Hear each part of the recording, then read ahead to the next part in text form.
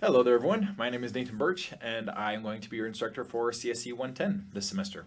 I wanted to give you guys a heads up that I will be posting introductions to your proof assignments every week and then walkthrough videos that show my solutions to those proof assignments shortly after they are due. This is to help you if you have any questions about them, about what the expectation is and what you're supposed to be doing. And then the walkthrough videos are there to help you if you're unable to finish it in time or if you want to just go back and see another way of doing it. So without any further ado, let's go ahead and look at your week one proof assignment. Okay, all of these are going to be posted right here in the video spreadsheet, which currently doesn't really have anything except for something about iLearn. But this is where those links are going to be available for you. Okay, so let me go ahead and start with the preparation material. Okay, so it says we're going to be using Visual Studio Code and Python 3. Both of those are installed on my computer. If they're not installed on your computer, go install them. I'm not going to go through that today because it'll be different depending on the operating system that you're on.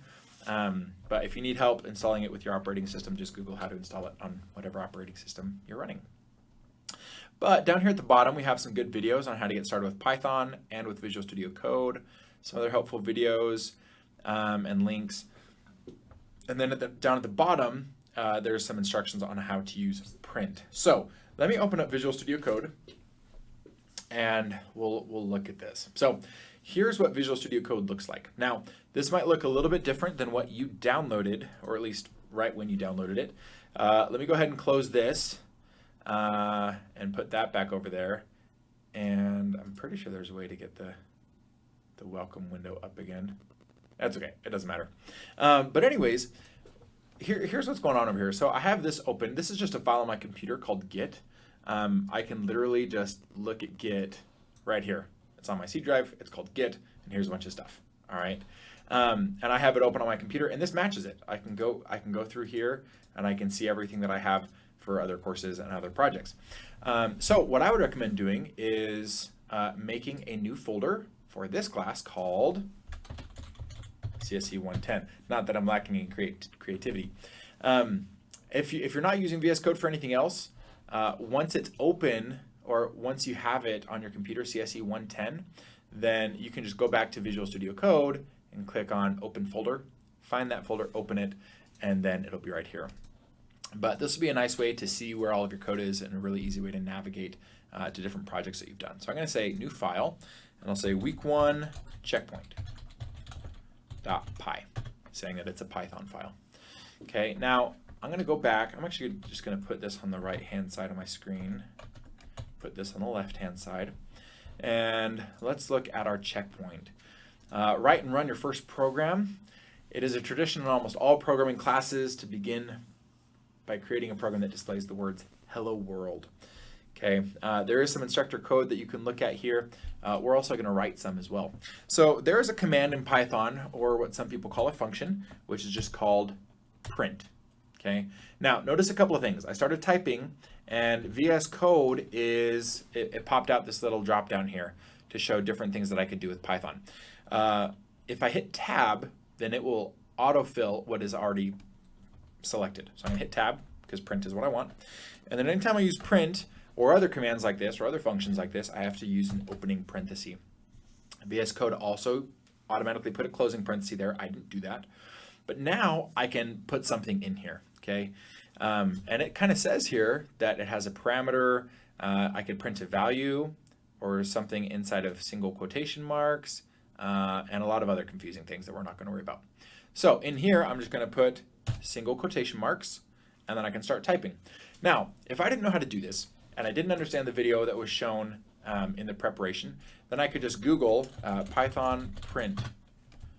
W3 Schools is a fantastic resource. I could come here and look and see exactly how to use print. All right, so I'm going to close that, and in here I'm just going to say "Hello World!" exclamation mark. Hit save, and then I should just be able to hit this Run Code button, and then it'll open up this little output console down below, and you can see it says "Hello World." Okay, we did it. And that is all you have to do for your checkpoint. Okay, we are we just wrote a single line of code that told the computer to print the words hello world into the console here, which is pretty cool. Okay, then let's go ahead and have a look at our proof assignment. Okay, we're taking it a little step further, getting into that habit, because the checkpoints are there to help prepare you for your proof assignments every week. But here we have an output. Please type your favorite color. Okay, so I could just copy this. Control C to copy, and then I'll select this, and Control V to paste, save it, and I could test this, hit my run code button again, and see if I'm able to print that. And look, it printed it.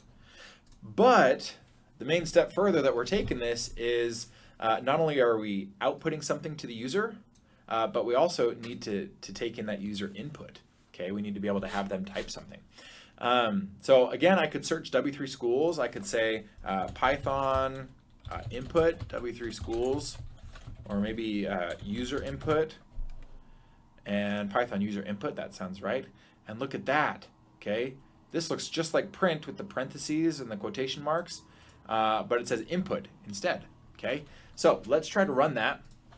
And instead, I'm just going to put input right here. All right, and then I'll try to run this, and we'll see what happens. Okay, please type your favorite color. I tried typing in here, and it says cannot edit in read-only editor. All right, so my little play button up there isn't going to work very well for me. I'm going to click on my terminal, and you can see that it's showing what folder my terminal is running from right now. And it's running from my Git folder, and if I look here, here's my Git, and here's all the stuff in my Git folder. That's way more than I want. Actually, I totally messed this up. I'm going to put that back to hello world, and I'm going to make a new file called week1crew.py. All right, and then we just tried input, please type your favorite color. All right, so I'm saving that. Now, if I want to be able to run this here in the terminal, I'm just going to right click on this folder and hit open in integrated terminal. Now, if you have cse110 open for your folder, then it should just default to cse110 like you saw mine default to Git. But then in here I can just say py and then week1prove.py. Okay, that's the command to run a Python program. Now, I can also do a little shortcut here and just hit tab, and it'll just autofill it. If it senses that it's unique, whatever I've typed, then it'll just autofill whatever it found, and I could hit enter. Okay, it says please type your favorite color. I'll say yellow, and it finished. It finished because I didn't do anything else after this line of code, but at least I was able to type that in. All right, if I was going to do py week1 checkpoint, you see it's over. It didn't let me type in anything, but this one let me type in something. All right, so we're making good progress here.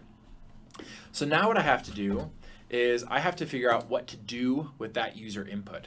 Okay, so I'm going to write what's called a comment. You see how it's green?